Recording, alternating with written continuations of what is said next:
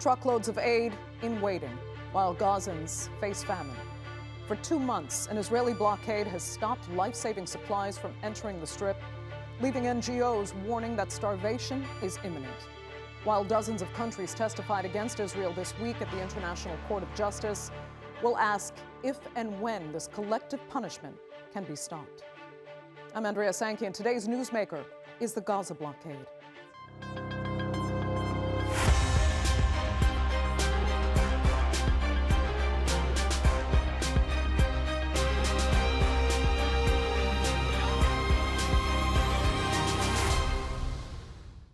Stocks of food and crucial medicines have either run out or are dangerously close to zero within Gaza. But just meters outside the border, aid trucks are full, blocked from moving by the Israeli military. In spite of people, including thousands of children, going hungry, Israel says it will continue its blockade in an effort to force Hamas into freeing Israeli hostages. But at the ICJ, dozens of countries are arguing that Israeli actions are illegal and must be stopped immediately. But do their arguments matter before a court with no power to enforce its rulings, and if the United States continues to defend Israeli actions? Here's a look.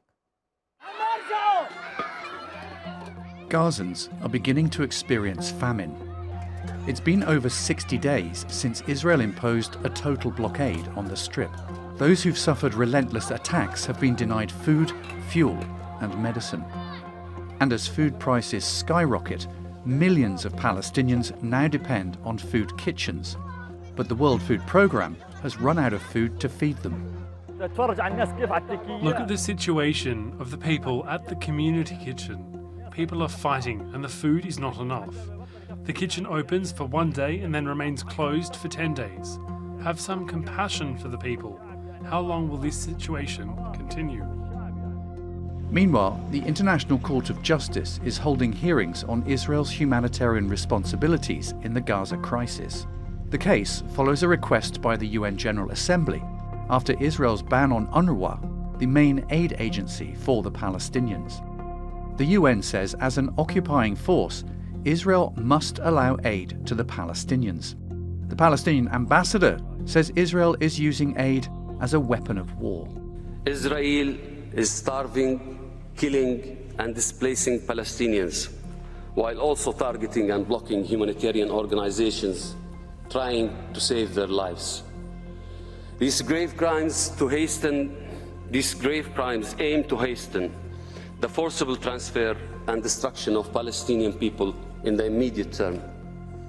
No Israeli official is present at the Hague court, and the country's foreign minister Gideon Levy has called the hearings a circus and accuses the UN of being anti-Israel.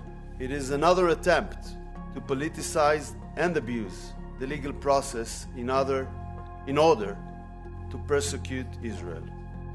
The goal is to deprive Israel of its most basic right to defend itself. Israel's strongest ally, the US, has come to its defense, saying it is up to Israel to decide who can deliver aid to Palestinians.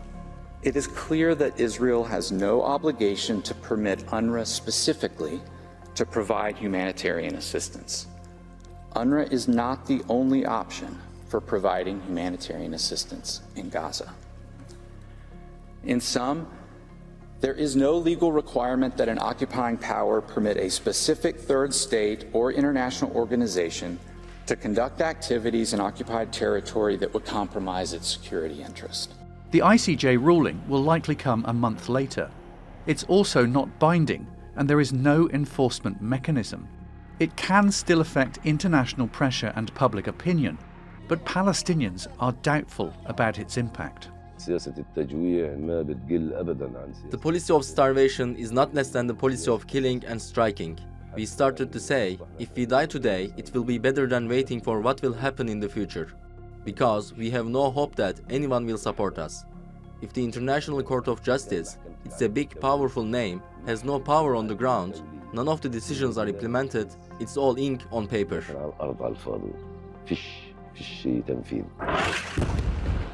Gazans are desperate for an end to the ever-escalating suffering.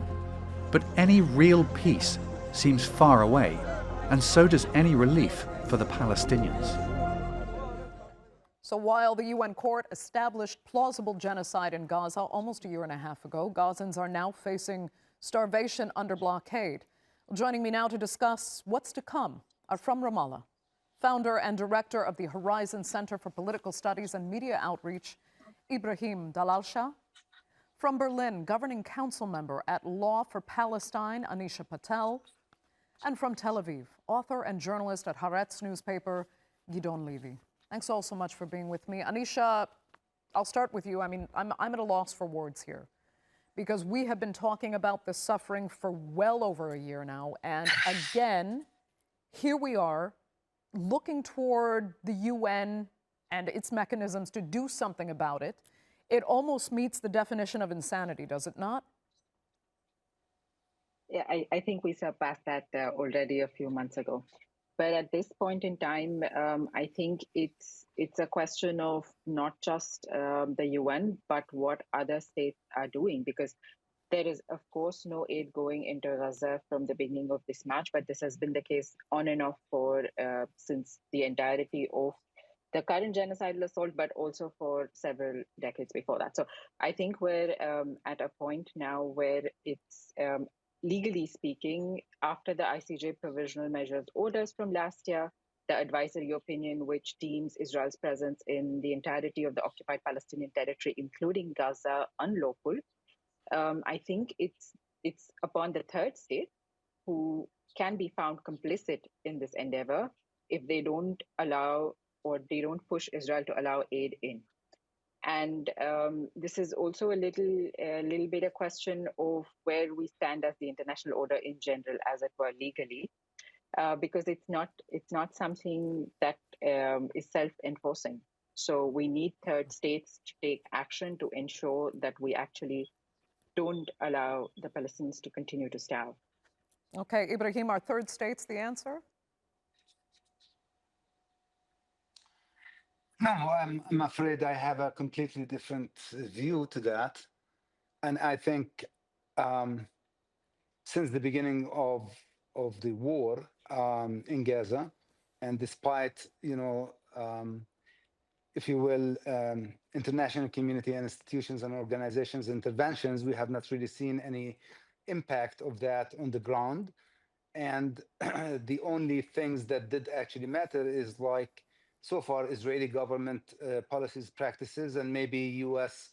Administration, whether under Biden or under Trump, determining the course of events on the ground. And in fact, like international resolutions, institutions, including the Security Council and many, whether it's the ICJ or the ICC for that matter, with the clear distinction between the two respective mandates, have not really had any immediate impact that we have seen on the ground. Things have been moving from bad to worse.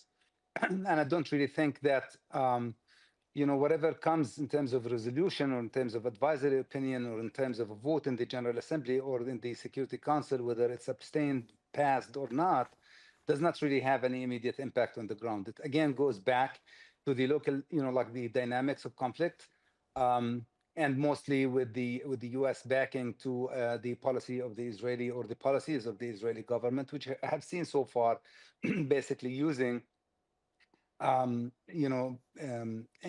allowing or disallowing, humanitarian supplies into Gaza as part of the conflict and part of the war. Okay. I mean, Gideon, even if it were enforceable, Israel is not going to abide by any UN court ruling. So if Israel wants to maintain this ban on UNRWA, this might sound naive, but why doesn't Israel start the formation of its own aid organizations to at least allow, under international law, aid to get into Gaza? Because you have to look at it in the broader perspective, and the broader perspective is that Israel wants to do anything possible to tyrannize the life of the people of Gaza, so they will apparently leave. There's no other explanation. By the end of the day, the humanitarian crisis in Gaza interests Israel only in terms of its image and in terms of the reaction of the international community. And the international community is totally passive and apathetic And you can see it all along from the EU to the United States, all over the Arab world as well. You really don't see anyone taking any measures except of some lip service. So Israel can continue and there is no one to stop it. I mean, Anisha, yeah, that's why I asked, does this not meet the definition of insanity? Because we even know Israelis are admitting this themselves. There is no intention to help the people of Gaza. It doesn't matter if a UN court rules that it is genocide, not just plausible. So what's the point of all this? And what steps can be taken to break from this order, if I can even call it that, of incapacity to do anything? Where can law officials like you go? Or go ahead, Gideon. Yeah. First of all, I mean, to ask Israel to give some aid, the first and best aid that Israel can give is stop bombarding, stop bombing Gaza. And this Israel doesn't do. I mean, why to look for some portions of soup when you keep on killing people dozens a day, almost most of them, if not all of them, innocent people. So Israel has no intention, as I said, and don't look for logic, because for sure there is no moral logic in it. There is some kind of sick logic believing that punishing Gaza in any way without any restrictions is the best answer of Israel to what it defines as terror. But after 18 months, we know that it's also not effective. Yeah. I mean, Anisha, go ahead. Yeah. I think the question of the courts internationally is kind of to push third states, but at the end of the day, creating enough incentives on the ground within the state, which include mass mobilization, as we have seen across campuses, port workers, dock workers, the kind of incentive where states feel obliged to take the actions that they are legally at this point necessitated to take. And I think we have seen bits and pieces of these actions come in through embargoes on coal and energy supplies, or not allowing ships to dock, and so on and so forth. But this is absolutely not in proportion with what is required. The idea of states needing to act is important for people to understand, because this, our Palestinian colleagues have been saying this for decades now. Palestinians are like the canary in the coal mine. What is happening today to the Palestinians will expand. So it is in the interest of people, and therefore leveraging pressure on their states, on their governments through various means, including economic embargoes and sanctions, boycotts, all means which are now legally actually duties, not just options.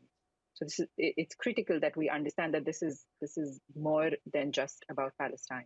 If I understand you correctly, though, Anisha, you say if the duties are to abide by things like boycotts, how is anyone supposed to do that when a country as powerful as the United States is in effect making most of those boycotts illegal? I mean, we did this for apartheid South Africa. So I know that's the example that's been used time and time again, but Israel, it doesn't apply to Israel. I know the suffering applies and the general structure of what Israel is doing to Palestine applies, but the response, there are no parallels. It's our duty to create those parallels, and the legal tools that exist allow us to create those parallels in terms of responses. What we have seen happening in the last year and a half on the ground and its reaction legally have created tools for us that we as people who are invested in this process, as civil society organizations, but really just people, students have led the way, but everywhere across, need to use these tools to change the direction of this conversation over a period of time. Unfortunately, this is a long durée process, and we need action that stops the famine on the ground right now, and law is not the answer for this. So let me ask Ibrahim, I mean, if the immediate objective now, or if you had a comment, Ibrahim, go ahead. Yeah, I just wanted to actually comment and basically say, I don't think necessarily this is a problem of international law. I think it's a problem of a state acting above the law. And again, as you indicated earlier, I think the problem is that there is the U.S. administration that provides full coverage and support, for these violations of international law, and therefore it's being selectively introduced. Now, I don't blame activists, lawyers, and international law experts who would actually continue the path that they know best to do, but the expectation that whether this will actually make any difference on the ground is zero. And in fact, I can relate to you, and I think Gideon may attest to that, but I do overwatch Israeli media, analysts, politicians and others who when they're even confronted with the simplest question on what to expect from international organizations, they totally dismiss it. It's not even part of their calculations and their strategies. I just wanted to highlight again, my opinion is that while the international order has failed in addressing the problems and the conflict, and not only the recent conflict in Gaza. In fact, since the Israeli-Palestinian conflict, there are more than 1,000 international resolutions, around 180 even from the UN Security Council and the General Assembly that have not been respected or implemented. So let alone an advisory opinion that would come now to address the conflict in Gaza. Now, the real thing is that you have an accumulation of international law, and Israel chose to be acting above that law with total disregard to it, and there is no answer because there is no teeth to the international organizations to actually enforce it, and there is full protection and impunity for the state of Israel. So I think it's beside the point to continue repeating that, because that is the reality, and therefore this conflict is going to continue until its own dynamics bring it to a halt. And that's unfortunate, but that's, I think, is the situation. Yeah. But Ibrahim, let me ask you this. You meant this. to ask me something? If the immediate objective for now is to at least try to alleviate some of the suffering on the ground, how much of that suffering now boils down to Israel having banned UNRWA? It's obviously the largest and most effective aid agency in Palestine. And if it cannot function, how much is really being hindered, and how much is the suffering being increased because of that one ban? I think it's enormous and tremendous because, again, as you indicated, it's the largest UN organization. It's the largest organization that operates in Gaza and in the Palestinian territories at large. But I think the problem has not only been related to UNRWA, there has been a total ban on entry of humanitarian supplies, whether it's through UNRWA, the World Food Program, or many other, organizations, that even NGOs that have been operating in Gaza. So the problem has actually worsened since the break of the last ceasefire agreement. It's like a total ban, and the most recent, I think, dynamic that I can relate to you, which relates to internal Israeli debates, where ministers in the Israeli government have actually even threatened to collapse the coalition if any humanitarian, if any humanitarian supplies do enter Gaza. Yeah. So it's subject to total sort of like Israeli control in this sense. And, it's like a blanket closure, if you will, and ban on entry, whether through UNRWA or other means. Now, this is becoming like the widest. Now, it might actually ease, if you will, because there are debates on whether or not the Israeli army themselves will do it. But again, I think it's beside the point, and I would actually refer back to what Gideon said. I think with all the importance of entering aid into Gaza, the problem is not actually that. The problem is that you need to get to a situation where the conflict stops. Otherwise, you're feeding people and then killing them at night. So. Exactly. Gideon, let me ask you something incredibly hypothetical, maybe even delusionally hypothetical. But should something in the global geopolitical dynamics ever change at the top level, i.e. the UN Security Council, what would the government of Benjamin Netanyahu be held liable for? What would Israel really be facing judicially? What should they face, or Netanyahu face judicially? What is more than arrest orders, and Netanyahu is facing an arrest order, and his life continues to be almost normal. He went to Washington, obviously, to Hungary. This week he will go to Azerbaijan. And not all the world is open for him, but the world continues to be open to him. When there were fires yesterday in the Jerusalem mountains, Israel called for some countries to send humanitarian aid, namely planes which will help to put an end to the fire. And some Western countries responded. I don't know, there were some technical problems, but nobody says, no, we don't help Israel as long as Israel is putting this ban on humanitarian aid on Gaza. So there is, we will repeat ourselves again and again. Yeah. By the end of the day, the key is only in one place, in the mind of one person who is not reliable, and that's Donald Trump. If Donald Trump wants to put an end to this war will end within hours, not days, hours. But he doesn't want it to end. Gideon, let me ask you this. Do you think there will ever be a point where the wider Israeli public will look back at this, maybe in the nearer future than later, but we'll look back at this and say, how could we have let this happen? Or are they just too deeply convinced that in this scenario they are really still the only victims? I wish I could choose the first option and at least believe that one day Israelis will wake up. It didn't happen about the Nakba. It didn't happen about the first and second Intifada. And I don't see it happening now. Not that they are so evil, but they are surrounded by so many defensive walls, mainly in the media, which keep on telling them how just they are, how moral they are, how legal everything that Israel is doing, how everything is self-defense, and how, as you rightly mentioned it, how we are the victims and the only victims. You know, when people in Israel mention the word massacre, they mean only the 7th of October. There is no other massacre. Their massacre is 7th of October. Whatever ever happened ever since then, 100 times worse. This is not a massacre. This is self-defense. So when you have such shields to protect your consciousness and to help you to deny, to ignore, and to lie yourself, then it's very hard to break it. Yeah. And I mean, Anisha, where does that leave people like you on the legal spectrum here?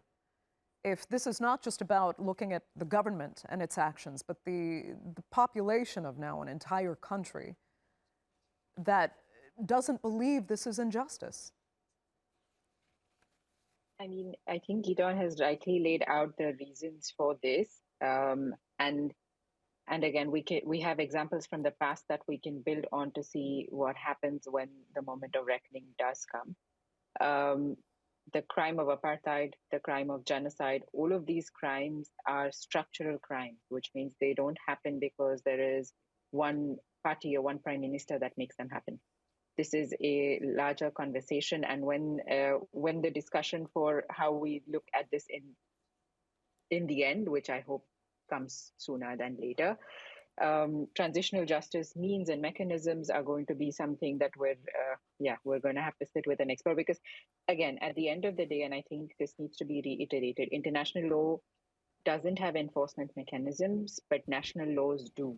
Bringing international law actions into national laws, and even currently, even across the world, bringing these international norms into their legal systems of nations that are still in this conversation, like the group of the Hague States and others that have kind of created this change, is the way forward, because what is the alternative? Okay. Ibrahim, we're down to our last minute and a half, really. So I'll give you that time for some final thoughts. And if you could please include actually where you are in Ramallah and where you see as the future for Israeli action militarily against the people in the West Bank as well. No, we in the West Bank actually have been through a lot since since October 7 and the aftermath. It has been largely eclipsed, basically because of the scale and volume and level of devastation and death in Gaza, and the level of violence there has actually, rendered the West Bank into secondary and not even sort of like a main front. We have been under internal closure. We have been under total closure in terms of accessing workplaces inside Israel for many workers.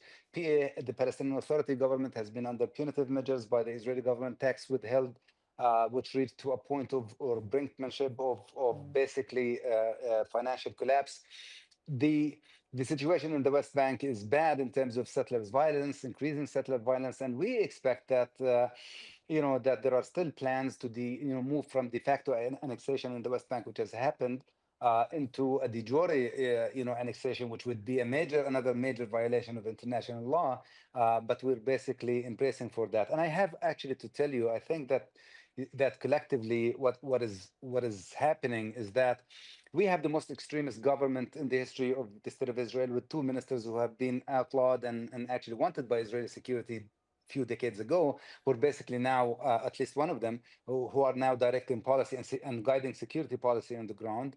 So there are no expectations that under this government anything will change constructively or positively, whether in Gaza or in the West Bank.